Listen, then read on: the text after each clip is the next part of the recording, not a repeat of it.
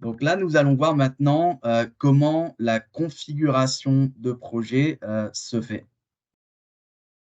Donc, la configuration de projet, ou en fait, quand on vient vraiment faire notre structure de projet, ici, on a une fiche de projet. Vous allez reconnaître la terminologie qui est utilisée déjà dans SIFIA et des fonctionnalités clés là, pour vous, donc multidevise, multidépartement et même multicompagnie. Ici, ça nous présente vraiment la possibilité de venir structurer notre projet. Ce que vous allez adorer de l'avoir tous dans un seul et même écran où vous pouvez venir définir vos phases et sous-phases. Un autre élément qui est intéressant, c'est la notion de pouvoir avoir des projets au statut d'offre de service ou de devis, dans lequel on va pouvoir venir bâtir sa structure de projet, monter ses budgets et puis pouvoir utiliser toute cette information-là, que ce soit pour le visualiser dans un fichier Excel ou tout simplement de pouvoir venir le, le copier ou le partager à son client. Donc, il y a quand même ces fonctionnalités-là qui demeurent et qui permettent de faciliter la gestion des offres de services. Au niveau des budgets, donc, on a une notion aussi d'approbation. Donc, lorsque le projet est gagné, on peut approuver le budget et changer le statut de notre projet de devis à ouvert. Les taux de facturation, définitivement, une notion que vous connaissez bien, qui est au cœur de la solution de SIFIA, qu'on a redéveloppée au niveau de OMSI, qui vous permet de gérer efficacement toutes vos grilles de taux, que ce soit des grilles qui vous permettent de gérer des taux par classe, par ressource ou par catégorie, et même d'avoir un taux unique de facturation. Donc, sûrement que plusieurs d'entre vous seront contents de l'apprendre.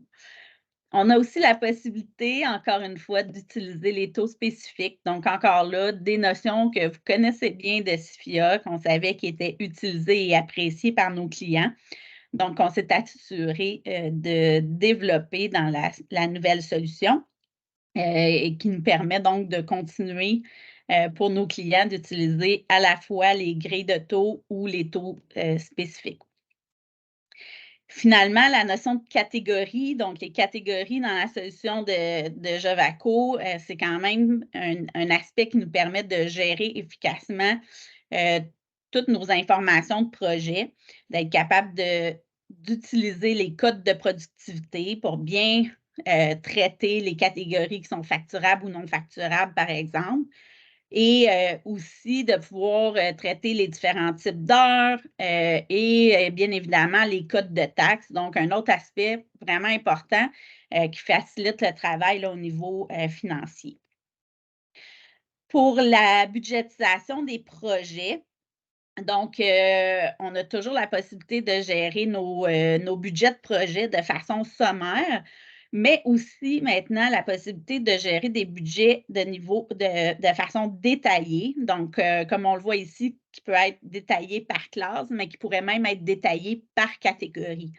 Donc, encore une fois, dans le fond, c'est une possibilité additionnelle là, lorsqu'on vient monter nos budgets, de choisir de le faire de façon sommaire ou détaillée. Puis la fonction détaillée, ben, nous permet quand même d'améliorer la gestion budgétaire des projets. Le dernier élément au niveau de la gestion budgétaire aussi, c'est la possibilité là, comme on l'a mentionné, en fait, comme vous êtes habitué de l'utiliser, de pouvoir réviser vos budgets, donc de pouvoir rajouter du budget, de pouvoir revoir vos éléments budgétaires qui avaient été prévus au début du projet et garder vraiment toutes les itérations de budget à travers votre projet et la notion d'approbation qui permet de bien boucler la boucle de la gestion budgétaire. Merci Valérie. Donc, comme vous avez pu le voir, on a quand même gardé l'aspect multi-devise, multi-département, multi-compagnie, ce qui est en fait l'un des principaux différenciateurs de l'entreprise. Aussi, vous avez l'opportunité de visualiser le WBS de projet avec tous les niveaux et les sous-niveaux. Aussi, vous allez pouvoir configurer chacun de ces niveaux et sous-niveaux facilement. Finalement, nous avons réalisé aussi, comme Valérie l'a dit, le souhait que beaucoup d'entre vous aviez en intégrant le taux unique de facturation, ce qui va vous permettre de gagner vraiment du temps. Donc, en parlant de temps, on va regarder un petit peu là les changements quand même importants au niveau du module de temps et dépenses. Effectivement, le premier élément que vous allez remarquer, c'est qu'on ne retrouve pas notre feuille de temps Teddy, notre application web qui est très utilisée et appréciée chez nos clients. On a décidé de s'appuyer sur la feuille de temps qui était déjà existante dans Business Central et de bonifier cette feuille de temps-là avec les fonctionnalités qui sont appréciées de Teddy. C'est entre autres une question de licence. Donc, comme on souhaite que les gens aient accès à Business Central, bien, avec leur licence, ils auront la possibilité de faire leur feuille de temps aussi. Au niveau des relevés de dépenses, c'est vraiment une fonctionnalité additionnelle qu'on est venu rajouter à la feuille de temps de Business Central et qui a toutes les mêmes fonctionnalités ou en fait qui a au moins la base des fonctionnalités requises là, au niveau du traitement des comptes de dépenses, pouvoir attacher des pièces justificatives, être capable de traiter aussi les codes de taxes rattachés aux différentes dépenses. Donc, ce processus-là est entièrement intégré à OMSI. Au niveau de l'approbation, c'est une approbation hiérarchique pour le moment. Donc, une approbation qui nous permet pour l'approbateur de venir approuver les feuilles de temps de leurs employés et de pouvoir finaliser le processus d'approbation et faire un suivi des feuilles de temps approuvées ou non. Au niveau de l'automatisation des transactions qui proviennent de la feuille de temps, donc c'est vraiment le même traitement que vous connaissez au niveau de SIFIA qui permet de générer de façon automatique en fonction des entrées de feuille de temps les taux de facturation rattachés aux entrées, mais aussi toutes les écritures comptables, notamment la possibilité de générer nos écritures automatiques de travaux en cours et de salaires à payer. Au niveau des dépenses, on a aussi une intégration avec les bons de commande. Encore là, c'est un module disponible de Business Central auquel on est venu rattacher toute la notion d'affectation de projet qui va nous permettre de suivre efficacement tous les coûts à venir dans nos projets, donc tous les engagements du projet. Donc, encore une fois, on s'appuie sur une fonctionnalité existante de Business Central qu'on est venu rattacher à nos traitements de transactions de projet.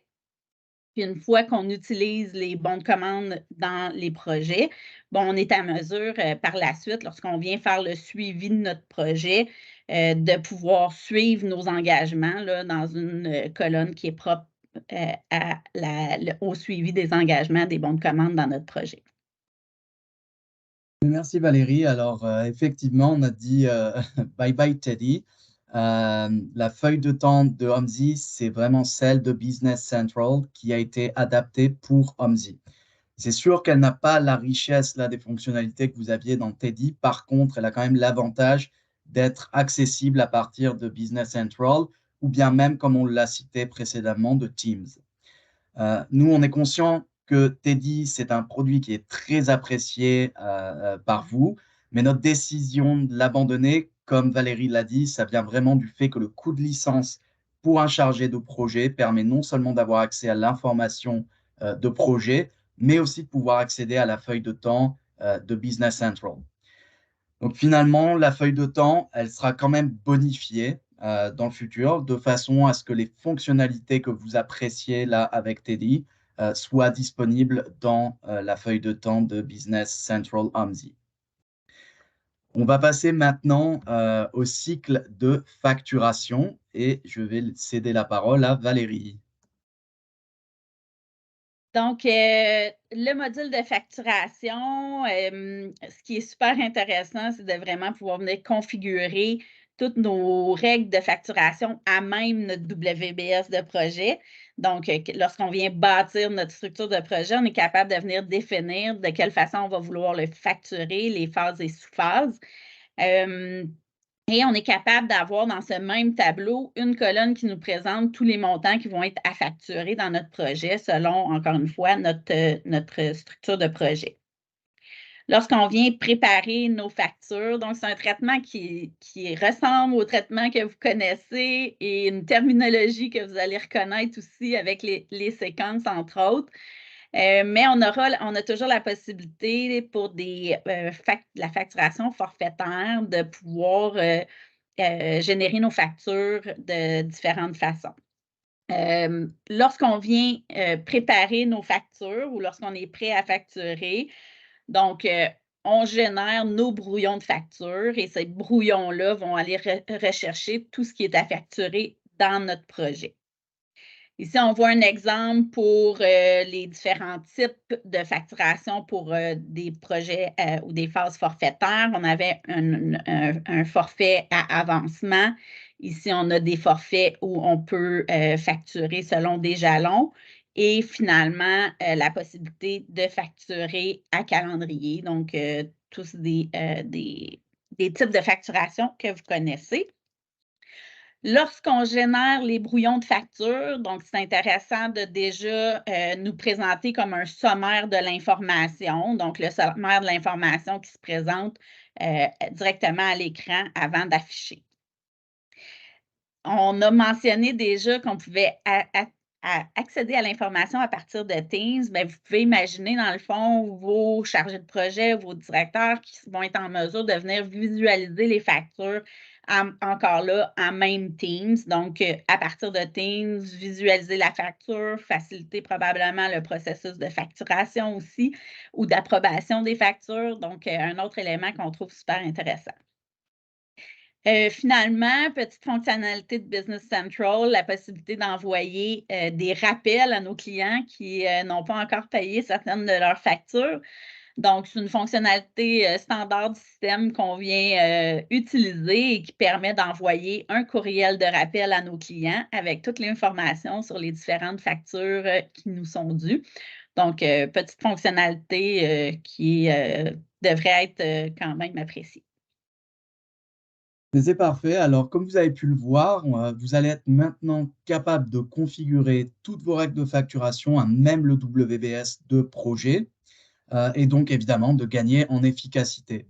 Aussi, puisque le chargé de projet aura accès au système, les process d'approbation des factures vont être beaucoup plus simplifiés. Et encore une fois, on va gagner en efficacité en réduisant le temps requis pour facturer vos clients.